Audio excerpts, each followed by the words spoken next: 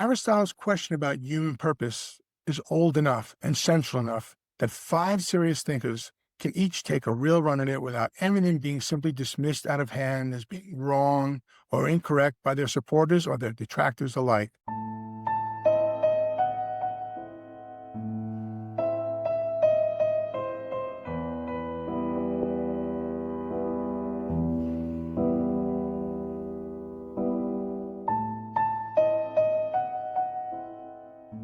Hi, welcome to Notions of Progress, the show that traces ideas of progress from antiquity to the age of AI. In our last episode, we set out Aristotle's basic claim that every living thing has a telos, a built-in purpose, and for a human being that purpose is eudaimonia, which translates to flourishing, a life well lived by doing what a human being actually is for. We also drew out a distinction that turns out to matter a great deal. How we come to know things and what we actually are two separate questions. A mind that starts out blank, a tabula rasa, if you will, fitting in through experience, is entirely compatible with a human nature that isn't blank at all. This episode brings five thinkers into discourse, each looking at the claim from a different angle. Across 2,500 years, Karl Popper, writing after the Second World War, worried that fixed ideas of human purpose is dangerous in the wrong hands. Alasdair MacIntyre thinks Aristotle survives that worry for reasons that don't even depend on the assumption that Popper was most worried about. Hans-Georg Gadamer asks what it actually looks like, moment to moment, to act on a purpose like the one that Aristotle describes. Dr. Philippa Foot asks whether we can call something genuinely good for a human being at all without just dressing up a personal opinion as philosophy. And lastly, Professor Shannon Vallor brings a contemporary view, and she takes the same question and points it at the most consequential technology we're building right now, artificial intelligence. We're not here to decide on which perspective is correct or not. These are just presenting five serious perspectives, one shared question, each landing somewhere a little bit different. So hopefully that will be the shape of this episode. Now, some of these five are answering each other directly. Some are standing in different places, while others are looking at the same mountain from a different side. And two words are worth holding onto before we begin. Telos is a thing's built-in purpose. We've seen this word before in previous episodes, as well as the next word, which is probably one of the most important terms that we will go through during this episode, Phronesis, which translates to practical wisdom. It's not cleverness in the abstract, not a rule you can memorize and apply the same way every time, but it's actually the skill of judging correctly what a particular claim situation actually calls for, right in front of you in real time. You could say it's the difference between knowing a general principle and knowing what to actually do with it. We'll come back to phronesis in real depth later on in the episode. It's the thread running under almost everything that we're going to discuss. So now let's take a little bit of a look at Popper. Karl Popper, a philosopher of science, best known for arguing that a genuine scientific theory must be falsifiable. It must be possible, at least in principle, to prove it wrong. This was one of his very well-known theories. In one of his well-known books, The Open Society and Its Enemies, which he published in 1945, Popper turns out that same standard on political philosophy and identifies Aristotle as a key source of what he calls historicism. This is an important term, and it's been defined differently during different periods of time by different scholars. Now, historicism, in Popper's own definition, is the view that history unfolds according to a hidden law or a destiny, and that this law could be known in advance. That political and social change follows a fixed direction, the way a species follows its inner nature towards maturity. Now, Popper argues that this view treats the course of history the same way Aristotle treats the growth of living things. So this is the analogy that Popper brings on to and engages Aristotle's idea in. And as the gradual realization of an essence of what that present was from the very beginning. So Popper traces this to three specific claims he identifies in Aristotle's account. First, that a thing's hidden nature can only be known through observing its historical development. Second, that what happens to a thing flows from that thing's essential built-in destiny. And again, Popper is looking at Aristotle's as he perceives Aristotle's conception here. And third, that an essence must assert itself in order to become fully real. Now, if you apply this to biology, Popper notes, these claims are unremarkable. So, as Aristotle had referenced, an acorn's nature is revealed as it becomes an oak. So now, Popper's argument is that Hegel later took these same three claims and applied them to nations and to individuals within a society, and turning a biological framework into a theory of political destiny. And this is the doctrine that Popper calls historicism. It's that destiny. So Popper's stated concern with historicism as he saw it is that it removes political arrangements from ordinary scrutiny.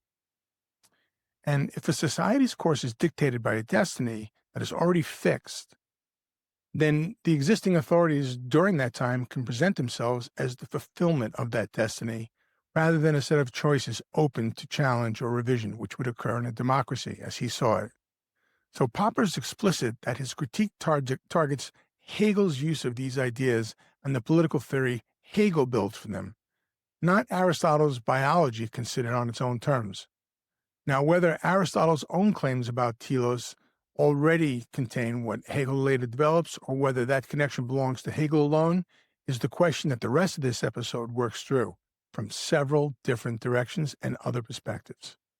Now, another commentator on Aristotle, very well known, is Alasdair MacIntyre. He spent decades trying to recover Aristotle for readers who had been taught to be suspicious of him, essentially like Popper. His answer to Popper's worry is very direct. MacIntyre argues that Aristotle's actual account never leaves the level of a single person's life, and that the community immediately around them is not a part of this equation. It is not a claim about a nation's destiny. That larger, more dangerous version of the idea belongs to Hegel. This is what MacIntyre argued, and working centuries after Aristotle, but should not be attributed to Aristotle himself. So that's his main defense of Aristotle, was that Hegel was putting this idea and others were using this to put it on to Aristotle when it was not his to begin with. Well, then MacIntyre goes a step further, and this is the part worth really taking notice of. He says his own defense of Aristotle does not even need the idea that Popper was concerned with, the idea of a hidden nature waiting to unfold over time. So instead, MacIntyre grounds a good life in what he calls the day-to-day practices, things like a craft, a sport, or a shared body of work, each with its own internal standards that a person learns by doing them in practice, often alongside other people. So you do not discover some hidden essence sitting inside you, he claims. You develop into the kind of person that going through the practices makes you to be, through actually doing it. So MacIntyre's account of practices turns on a distinction he treats as essential: internal goods versus external goods. External goods, money, status, prestige, can be gotten in more than one way. And when one person has more of them, there's less available for everybody else. But internal goods work differently. They can be achieved only by engaging in the practice itself, and achieving them benefits the entire community of people who practice it, not just the individual. So MacIntyre's own example is a child taught to play chess for candy, for example. As long as candy is the only reason to play, he argues, the child has every reason to cheat whenever they feel they can get away with it. But once the child comes to value what is specific to chess, real strategic skill, honestly earned through competition, he or she no longer cheats. Making sense because the child would only be defeating themselves, and they would understand this based on common sense, not only outside reward giving. So this is the distinction that grounds MacIntyre's account of virtue directly. Qualities like honesty, justice, and courage, they're not external rules imposed on a practice from outside. They are what makes achieving a practice internal goods possible to begin with. So that is a much more social, historical story about virtue than the one that Popper seems to be picturing. There was a real tragedy and real disagreement built into it, too. Because MacIntyre also points out that a person's different practices, family life, and craft, civic duty, can genuinely pull against one another. There's a tension. Someone devoted to their art might have to choose, for example, at some real cost between the demands of that work and the demands of the people who depend on them. So a single imposed blueprint would not allow for that kind of conflict. If this blueprint was what Popper was asserting. And so MacIntyre is saying, no, that just wouldn't work for the individual. A blueprint just tells you the answer. MacIntyre's Aristotle, therefore, does allow for it, because real practices genuinely can pull in different directions all at the same time, because they're based on judgment. That's the part that's from within. Now, another well-known theorist, Hans-Georg Gadamer, a 20th century philosopher, so he turns to Aristotle's text and he's asking what kind of knowledge phronesis actually is. He wants to get to the essence of that term that we discussed above. And so he starts from a single observation, and he states the following: a craft can be learned, and it can also be forgotten. But moral knowledge cannot. We do not stand outside our own lives deciding whether to acquire it. So it's not something that we acquire from the outside, which is something that we discussed with the sophists many episodes ago, the way we might decide to pick up a skill or a craft. And we are always already in the middle of situations that require us to act, which means we must already possess that judgment, that skill from within. So Gadamer works this out through Aristotle's own example. Administering justice looks at first like a craft, for example, applying laws and rules to a case in front of you. This would be in the case of a judge, the way a craftsperson applies a design to material. But Aristotle calls what a judge exercises phronesis, not techne. So he doesn't consider the judgment that a judge exercises to be a skill. He sees this from within. A law is always written in general terms, and general terms can anticipate every particular case. But when a judge tempers the strict letter of a law because applying it in full would be wrong in this instance, Aristotle calls that epikeia, or equity, and treats it as a correction of the law. So the judge is applying judgment to the law, and it's not a departure from the law. A craftsperson who deviates from his own destiny simply has failed to execute it. That's the case for the craftsperson. A judge, however, who tempers the law in the name of what it actually is doing based on right and wrong, is basically doing exactly what phronesis is for. So Gadamer draws out a further distinction between means and ends. In a craft, the end is fixed before you start, and all that is left is choosing the best means to reach it, what you're going to build, what you're going to create. But in moral knowledge, the end itself is not settled in advance, because there is no telos to it. There is no anterior certainty about what good life is. So, for example, in the case of judgment and living a good life, there's no anterior certainty about what a good life is aiming at as a whole. That means that even the choice of means becomes a moral choice along the way, and it's not merely a technical one. And finally, Gadamer follows Aristotle in naming the danger built into this same capacity. Aristotle has a word, theanos, for someone with every natural gift for practical judgment and no virtue in guiding it. So this is a person who has these natural-born gifts but doesn't know how to exercise it. So in this case, what makes this person genuinely alarming is not a lack of skill. The person possesses the skills. It's the exact opposite.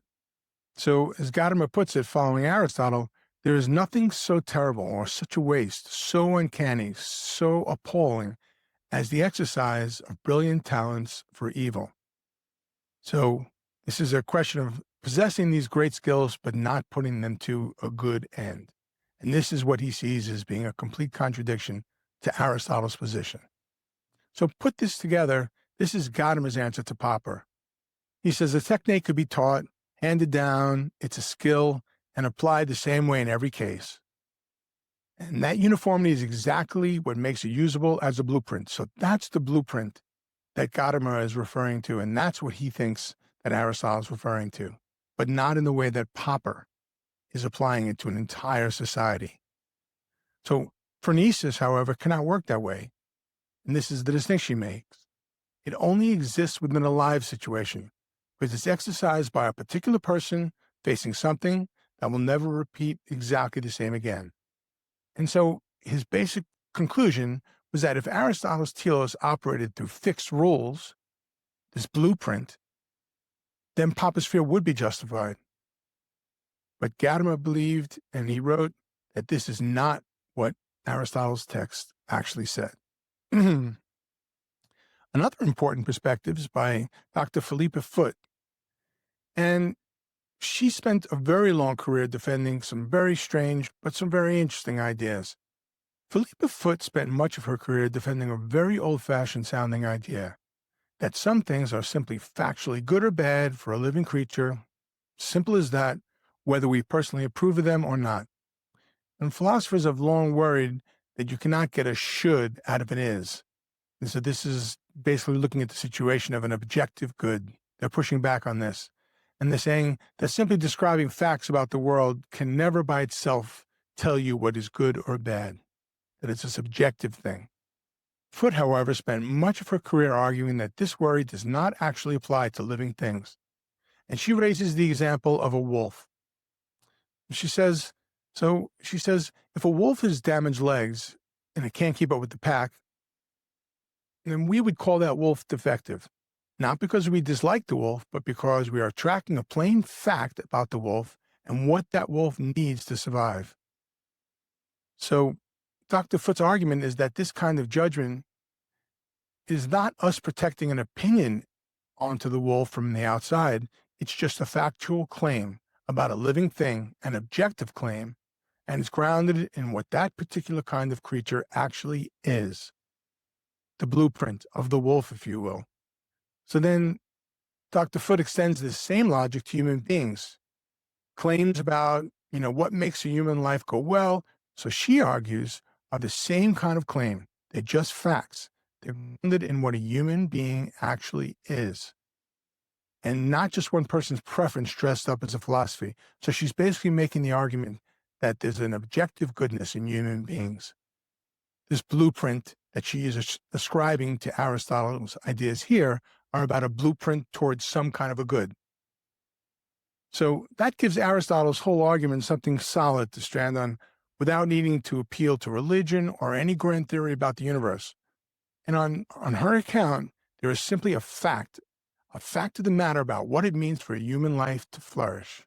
The same way there is a fact of the matter about what it means for a wolf to go on and survive or not.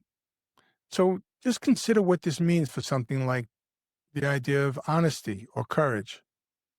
So on Foot's account, calling honesty a virtue is not just a matter of taste. It's not a subjective thing.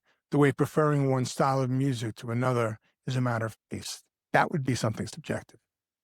Now, she's saying that it's closer to saying a heart that pumps blood well is a good heart. She just thinks it's an objective fact. Human beings are the kind of creature for whom things like trust, cooperation, and long-term planning are simply part of what it takes to live well. The way running is simply part of what it takes for a wolf to live well. So she's making a very interesting argument here. She's essentially saying being good, this is part of what it takes for humans to survive. That it's, in that sense, the concept of goodness is built into that blueprint that we're talking about. So Foot's whole argument turns on treating good for human being as that same kind of factual claim. It's not a matter of personal taste dressed up in fancy language. It's merely a fact. And we're going to conclude our contemporary example. And we're going to turn to a theorist, Dr. Shannon Vallor, who examines the role of ethics and social relations in the evolution of technology, and most specifically, its relationship to AI. You might be saying, why are we talking about AI at the same time we're talking about Aristotle? Because she draws on Aristotle to make the argument about the present and deploys Aristotle's own vocabulary to talk about artificial intelligence. And I'll tell you the context that she puts it in. Dr. Vallor is a contemporary philosopher of technology, currently the Gifford Chair in the Ethics of Data and Artificial Intelligence at the University of Edinburgh. Her argument with Aristotle is not a passing reference. In her 2016 book, Technology and the Virtues, she gives her own detailed account of Aristotelian ethics, eudaimonia, which we've talked about in previous episodes, as the highest human good, achieved through the exercise of our distinctive capacities, unified by what she calls, using Aristotle's own term, phronesis. So she references this term in a contemporary context, drawing directly on Aristotle. This is not a comparison that I'm making. Her fullest treatment of this topic comes in a section of the book called Prudential Judgment. And there, Professor Vallor states plainly that prudential judgment is the very core of phronesis, which she categorizes as practical wisdom. So phronesis, practical wisdom. She works through Aristotle's own distinction between cleverness and genuine wisdom. A person who skillfully achieves a bad end is, in Aristotelian terms, just merely clever, but they're not wise. So in essence, a person who achieves a bad end is not acting on their normal, blueprinted impulses. But real practical wisdom requires judgment about worthwhile ends, not just a skill at reaching whatever end is in front of you. And that judgment can't be reduced to a formula because it has to fit a particular situation that will never repeat in exactly the same way. So this is going back. This is not a skill. She's also making this argument. She's going to tie this to the contemporary situation as follows. And by the way, she's in direct agreement with Gadamer on this particular point. But she carries the argument further into her public testimony before the U.S. Congress, which was in 2023, where she argues directly that the concept of phronesis, this practical wisdom within the context of AI, has become antiquated. It's not a skill. It's ignored. And her claim is precise. This is not a side effect of AI systems lacking judgment. So she's not blaming it on the system, but she's saying that it's an argument about a current political narrative performing a troubling function. And that narrative is convincing people that judgment itself no longer matters because a machine supposedly will do it better.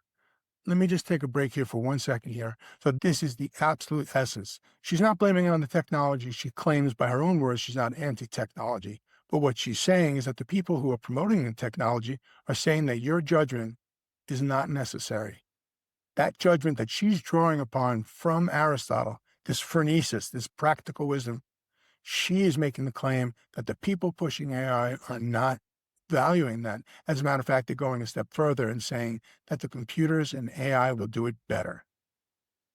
So there are two further threads that support this claim. First, Dr. Vallor consistently scopes her concern to AI technologies that affects what she calls basic liberties and opportunities to flourish. So she echoes the same question that Dr. Foot spent in her career insisting that has a factual answer, though Vallor does not build an explicit argument on Foot's terms itself. So Dr. Vallor is not referencing Foot. In a later book, Dr. Vallor, called The AI Mirror, which he wrote in 2024, Dr. Vallor opens with the story of Blake Lemoine, the Google engineer who claimed in 2022 that the company's AI system had become conscious. So experts dismiss this claim, but Vallor treats the episode of a symptom rather than the aberration. So this is particularly interesting as well. So her analogy is that AI systems trained on recorded human behavior, they function as a mirror. There's no judgment involved. And in her account, it's a distorted mirror at that. In her own words, such systems, quote, extract, amplify, and push forward whatever patterns already dominate their training data, manufacturing something that looks like an insight. It appears to the user as an insight, but it's actually just a repetition at scale. So in essence, she's comparing this to a skill. She's not comparing this to judgment at all, yet it is being presented as wisdom. So this is part of her big concern here. And going back to her previous work from 2016, Technology and Virtues, Vallor named the stakes quite plainly. She said the danger was never superintelligence itself, but a widening cultural gap between the scope of our global what she calls techno-social power and the depth of our techno-moral wisdom. And then 8 years and 2 further books later, and as she spoke to her Senate testimony, that gap is the argument this whole episode has been circling from a different direction, but arrived at independently, by someone who read the same philosopher that Gadamer read and Foot read and MacIntyre, and drawing on the same concept of phronesis, but used in a completely different context. Now, one further connection is worth pointing to, and this is not hers, but this is my own. Popper's fear, as discussed early in this episode, was of purpose, or telos, scaled up to a societal level beyond the individual to an entire nation. Vallor doesn't make that comparison herself, but consider the following, meaning that she doesn't draw on Popper specifically. In this case, we're going to discuss AI, a technology capable of shaping how billions of people think, decide, and act, as characterized by Vallor, is arguably more total in its reach than even the nation-state destiny that Popper was concerned about. So in other words, this telos scaling to a national level, well, Vallor is saying, no, this is going to be even bigger than that. And this, she would have, even though she did not reference it by name, she basically is making the connection. She sees the troubles in that. And this is worthy, I believe, of consideration. So where does this leave the five of these theorists? A question they've all been circling from a different perspective. I just want to briefly recap what was discussed today. So we had Popper, and he worried that a fixed idea of human purpose becomes dangerous once it is scaled up to the societal level and once it is imposed on people from above, not from within. MacIntyre, he thinks Aristotle's actual claim never gets that big, that Popper is overblowing this claim to begin with, and therefore it doesn't need the assumption that Popper was most concerned about in the first place because it's based on the individual, not society. Now, Gadamer thinks that the real safeguard, that's not even an argument at all. It's that purpose, properly understood, works through judgment, phronesis, exercised in the moment. So it's not a rule that can be written down and handed to everyone in the same way, which is what he implies would be a function of a government or a societal force coming from the top. Dr. Foot thinks the whole question has a factual answer, the same way in her reference to a wolf that she did in her example.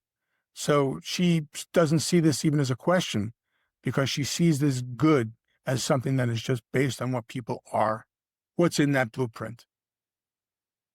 And lastly, as we talked about before, Professor Vallor thinks the stakes of getting this wrong have gone up considerably with AI, because now we are building systems powerful enough to shape how billions of people think, and without ever pausing to ask what those systems are being actually for. Now, this episode doesn't advocate for one position over another.